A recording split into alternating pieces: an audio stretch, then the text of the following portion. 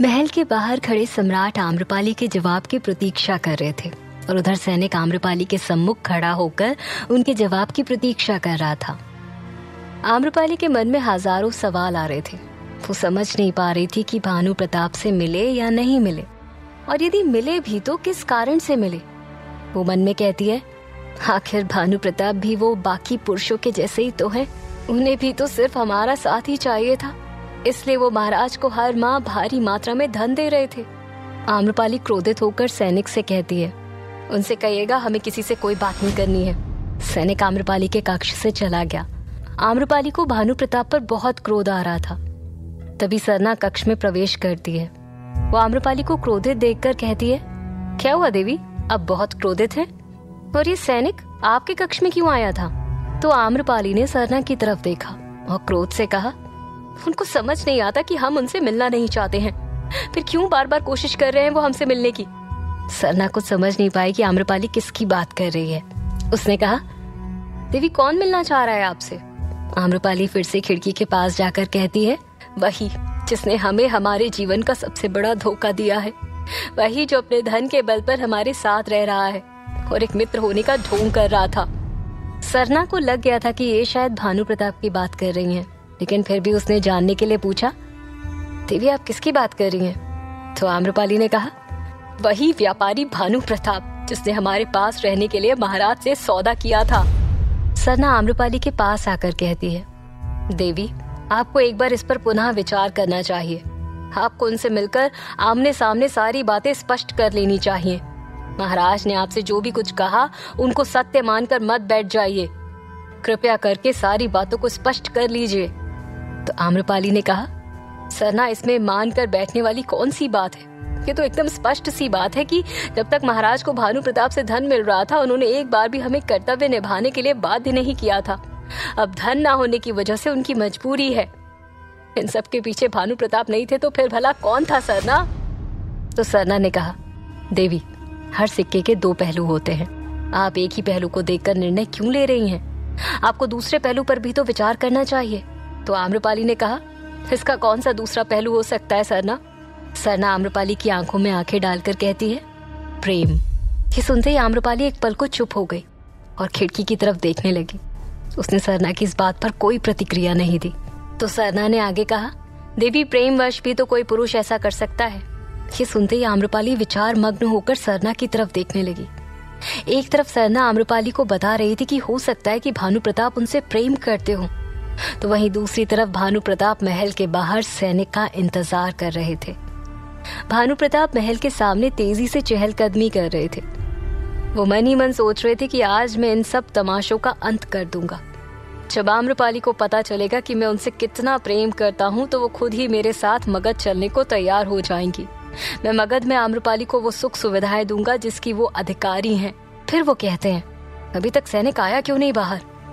वो बार बार महल का द्वार देख रहे थे। सम्राट बहुत व्याकुल थे।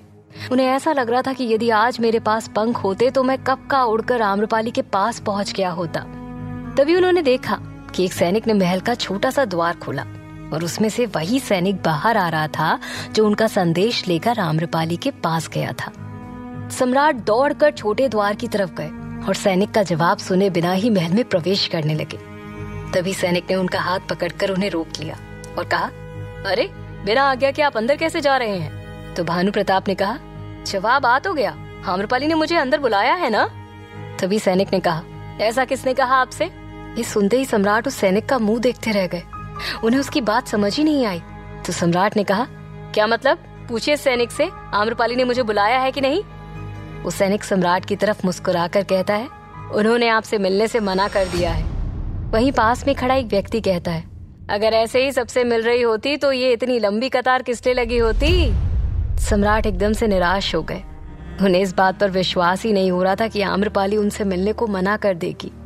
सम्राट फिर से उस सैनिक से कहते हैं, आपने सही से आम्रपाली का जवाब सुना था ना? उसने सम्राट के पास आकर कहा, महल की छत पर भी कोई फुसफुसा कर बोलता है तो वो भी मैं नीचे से सुन लेता हूँ, और वो तो मेरे सामने ही थी। चलिए अब आप जाइए यहाँ से, हमारा समय खराब मत करिए। सम्राट के पैरों तले जमीन खिसक गई थी। उन्हें समझ नहीं आ रहा था कि आम्रपाली ऐसा कैसे कर सकती है। इस समय सम्राट के आसपास सैकड़ों लोग थे, किंतु सम्राट को ऐसा महसूस हो रहा था कि वो एकदम एकांत और उजड़े मरुस्थल में अकेले खड़े हैं। उन्होंने आज तक खुद को इतना निराश, अकेला और असहाय कभी महसूस नहीं किया था। वो मन में सोच रहे थे कि जिसके खातिर मैं अपने राज्य से दूर रहा, जिसके खातिर मैं वैशाली का विनाश करने की सोच रहा था, जिसके खातिर मैं सारी दुनिया से लड़ रहा था, उसी ने मुझे दुत्कार दिया। अपने मन में सैकड़ों सवाल और निराशा लिए सम्राट वहां से चले गए। आम्रपाली ने सरना की तरफ पलट कर देखा तो सरना ने कहा, देवी, जरा इस पर विचार कीजिए कि कोई व्यापारी सिर्फ आपके आसपास रहने के लिए एक राजा को उसका राज्य चलाने के लिए धन क्यों देगा? अब आम्रपाली ये सुनते ही सोच में पड़ गई थी। सरना ने आगे कहा, कोई पुरुष किसी स्त्री पर दूसरे पुरुष की नजर पड़ने से तभी क्रोधित होता है जब वो उससे प्रेम करता है। हो सकता है कि भानु प्रताप इसी वजह से महाराज को इतना धन दे रहे थे ताकि कोई और पुरुष आपको छू ना सके। तो आम्रपाली ने मन में कहा, सरना की बात में सच्चाई है। मैंने इस पहलू पर तो कभी ध्यान ही नहीं दिया। मैं हमेशा यही सोचती रही कि वो भी बाकी पुरुषों की तरह धन के बल पर मुझे हासिल करना चाहते हैं। ये सोचकर आम्रपाली को अपने ऊपर अब क्रोध आने लगा था। वो खिड़की से हटकर अपने आसन पर जाकर बैठ गई थी। वो मन में कहती है, मैं कहीं बहुत बड़ी गलती तो नहीं कर रही हूँ। अब सरना खिड़की के पास जाकर खड़े होकर कहती है, आम्रपाली, आपको वो प्रेम पत्र याद होगा ना? ये सुनते ही आम्रपाली ने सरना की तरफ गौर से देखा। सरना आगे कहती है, उस पत्र में स्पष्ट हो गया था कि भानु प्रताप जी आपसे प्रेम करते हैं। आम्रपाली की आंखों के सामने वो पूरा पत्र घूम गया था। उन्हें एक एक वाक्य याद आ रहा था। सरना ने आगे कहा, आपने उस वक्त उसे हंसी में टाल दिया था, लेकिन हो सकता है कि वो सच हो। भानु प्रताप जी आपसे प्रेम करते हो, अन्यथा वो अपनी जान पर खेलकर आपको क्यों बचाते? श्रीमालू के हमले से उन्होंने आपको बचाया, आचार्य के हमले से उन्होंने आपको बचाया। जब तक वो यहाँ थे हर पल उन्होंने आपकी मदद की। आपके पाँव में कांटा भी लग जाता था तो भी वो बेचैन हो जाते थे। सरना जो जो बातें आम्रपाली को बता रही थी, उन सभी के दृश्य आम्रपाली की आंखों में तैर रहे थे। आम्रपाली ने सरना से कहा, तो फिर उन्होंने आज तक अपने प्रेम का प्रस्ताव क्यों नहीं रखा? तो सरना ने कहा, हो सकता है उनकी कोई मजबूरी हो, ये तो आप उनसे मिलकर ही जान सकती है ना। इन सब बातों से आम्रपाली के सामने सारा ब्रह्मांड घूम गया। वो जल्दी से उठकर द्वार की तरफ गई और बेचैन होकर सरना से कहती है, मुझे भानु प्रताप से मिलना है, अभी उनसे बात करनी है। सरना, तुम जल्दी से जाकर उन्हें अंदर ले आओ। ये सुनते ही सरना तेजी से महल के द्वार की तरफ दौड़ कर गई। उसने बाहर आकर सैनिक से भानु प्रताप के बारे में पूछा तो सैनिक ने कहा कि वो तो चले गए यहाँ से। सरना ने आम्रपाली को जब ये बताया कि सम्राट उनका जवाब सुनकर वहां से चले गए तो आम्रपाली को अपने ऊपर बहुत क्रोध आया। वो सोच रही थी, ये मैंने क्या कर दिया? मैंने भानु प्रताप जी के साथ कितना बड़ा अन्याय कर दिया। और उसकी आंखों से आंसू की बूंद छलक आई। एक तरफ जहां आम्रपाली को पछतावा हो रहा था कि उन्होंने सम्राट से मिलने से क्यों मना कर दिया, तो वहीं दूसरी तरफ राज दरबार में सैनिकों ने सुभद्रा को पकड़ लिया था। सुभद्रा राजमहल में न्याय के लिए महाराज के पास जा रही थी। वहां उसे सैनिकों ने घेर लिया था। सैनिक जैसे ही सुभद्रा पर हमला करने लगे थे, उसी वक्त स्वर्णसेन ने उन्हें रोक दिया। वहां खड़े सुमेर को कुछ भी समझ नहीं आ रहा था कि आखिर ये सब चल क्या रहा है। तो स्वर्णसेन ने सुभद्रा को राज दरबार में ले जाकर महाराज के सामने खड़ा कर दिया। महाराज सुभद्रा को पहचान गए थे। उन्होंने नगरवधु प्रतियोगिता में बारिश के पानी की वजह से उसके चेहरे से श्रृंगार उतरते हुए देख लिया था। महाराज मन में सोच रहे थे, ये स्त्री अब यहाँ क्यों आई है?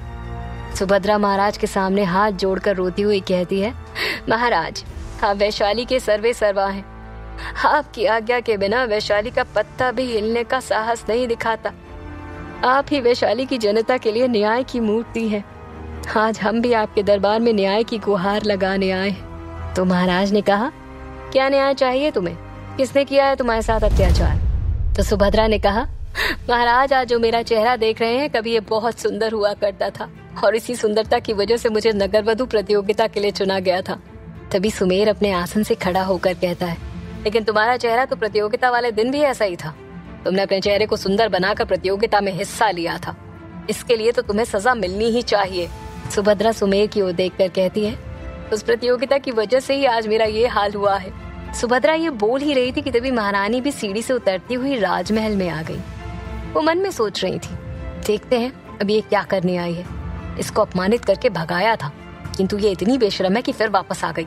तो महाराज ने कहा, बताओ किसने तुम्हारे साथ अन्याय किया है। सुभद्रा महारानी की तरफ मुड़ी और हाथ से उनकी तरफ इशारा करते हुए कहती है, मेरे जीवन के साथ किसी और ने नहीं बल्कि वैशाली की महारानी ने अन्याय किया है। राज दरबार में बैठे सभी मंत्री आश्चर्यचकित होकर देखने लगे और आपस में बातें करने लगे। तभी महामंत्री सुमेर क्रोधित होकर कहते हैं, अपनी जबान को लगाम दो स्त्री, तुम जानती भी हो कि तुम किस पर आरोप लगा रही हो। सुभद्रा के पीछे खड़े स्वर्णसेन ने सुमेर को शांत रहने का इशारा किया। सुमेर चुपचाप अपने आसन पर बैठ गए। उधर महाराज को भी कुछ कुछ समझ आने लगा था, क्योंकि वो रात रानी उत्सव के बारे में जानते थे। वहीं सुभद्रा को अपनी ओर इशारा करते देख महारानी का गला सूख गया। उनके मन में डर व्याप्त हो गया। वो सोच रही थी कि रात रानी महोत्सव के बारे में भी सिर्फ कुछ लोग ही जानते थे, अब सभी मंत्री और महामंत्री भी जान जाएंगे, फिर महाराज को न्याय करना ही होगा। वो मुझे बहुत कड़ी सजा भी दे सकते हैं। ये सोचकर महारानी अंदर से कांप रही थी। सुभद्रा महारानी की तरफ देखते हुए कहती है, इस स्त्री ने मेरे साथ बहुत बड़ा छल किया है। मुझे नगरवधु बनने के स्वप्न दिखाए थे और मुझे आम्रपाली से भी अधिक सुंदर बनाने के लिए एक तंत्र के द्वारा वैशाली की सैकड़ों स्त्रियों को उसने कुरूप बना दिया। उसके बाद इन्होंने मुझे महल से बाहर निकाल दिया। वैशाली के भरे बाजार में लोगों ने मुझ पर पत्थर बरसाए। तो महाराज ने कहा, इन सब का क्या प्रमाण है तुम्हारे पास? तभी सुभद्रा के पीछे खड़े स्वर्णसेन ने कहा, मैं हूँ इसका प्रमाण, आम्रपाली, सरना, और मैंने स्वयं सुभद्रा को भीड़ की जानलेवा हमले से बचाया था। मैं खुद महारानी से जानना चाहता हूँ कि उन्होंने ऐसा क्यों किया। बताइए महारानी। महाराज महारानी की तरफ देखकर कहते हैं, हाँ बताइए। पूरा दरबार महारानी की तरफ देख रहा था और महारानी को समझ नहीं आ रहा था कि वो क्या जवाब दे। उनके चेहरे पर घबराहट के भाव साफ झलक रहे थे। तो महारानी ने कहा, तो मैं क्या करती? अपने राज्य को बचाना हर महारानी का सबसे बड़ा कर्तव्य होता है और मैंने भी वही कर्तव्य निभाया। स्वर्णसेन को समझ नहीं आ रहा था कि महारानी कौन से कर्तव्य की बात कर रही हैं, जिसके लिए उन्होंने इतना बड़ा षड्यंत्र रच डाला। महारानी ने आगे कहा, हाँ, आम्रपाली के दायित्व ना निभाने की वजह से वैशाली की अर्थव्यवस्था ध्वस्त हो रही थी और वो व्यापारी भानु प्रताप अपने धन की वजह से राजकाज के कार्य में दखल देने लगा था। वैशाली और महाराज का सम्मान हमारे लिए सर्वोपरि है, इसलिए हमने सोचा कि नगर वधु की प्रतियोगिता कराकर हम नई नगर वधु का चयन करेंगे जो अपना दायित्व निभाएगी, जिससे हमारी अर्थव्यवस्था बिना भानु प्रताप के धन के ठीक हो सकती है। आप ही बताइए, इसमें क्या बुरा किया मैंने? तभी स्वर्णसेन ने कहा, तो उसके लिए आपने वैशाली की सैकड़ों स्त्रियों के जीवन से क्यों खिलवाड़ किया? धन किसी भी राज्य के लिए बहुत अहम होता है, किंतु उसके लिए कोई भी महाराजा या महारानी अपनी प्रजा के जीवन से खिलवाड़ नहीं करते। आपने वैशाली की सैकड़ों स्त्रियों का जीवन बर्बाद कर दिया महारानी साहिबा। महारानी ये सुनकर सकपका गई। वो मन में सोच रही थी, हमारे पुत्र होकर स्वर्णसेन हमारे खिलाफ खड़े हैं। ये दिन ही देखना बाकी रह गया था जीवन में। महाराज ने एक नजर स्वर्णसेन को देखा और फिर महारानी को देखकर कहा, महारानी जवाब दीजिए। तो महारानी ने कहा, महाराज आप तो जानते ही हैं हमारी विश्वसनीयता के बारे में। हम हमेशा वैशाली की भलाई के लिए आपके साथ खड़े रहे, किंतु यदि कोई एक निर्णय गलत हो गया तो इसका तात्पर्य ये कदापि नहीं कि हमने जानबूझकर स्त्रियों को कुरूप बनाया है। महारानी खुद को बचाने के लिए इस समय कोई भी तर्क दे रही थी। स्वर्णसेन महारानी के जवाब से संतुष्ट नहीं थे। महाराज ने कहा, ठीक है, इस विषय पर हम जांच कराएंगे और जो भी इसमें दोषी पाया जाएगा, चाहे वो महारानी ही क्यों ना हो, उन्हें कड़ी सजा दी जाएगी। ये सुनते ही महारानी के चेहरे पर तनाव आ गया और सुभद्रा को लगा कि अब उसे न्याय मिल जाएगा। क्या महाराज सुभद्रा को न्याय दिला पाएंगे? अब सम्राट आम्रपाली को कर्तव्य निभाने से बचाने के लिए क्या करेंगे? चारों तरफ से घिर चुकी महारानी अब खुद को कैसे बचाएंगी? भेंट के दिन श्रीमालू आम्रपाली को कोई धोखा तो नहीं देगी? जानने के लिए सुनते रहिए। आम्रपाली।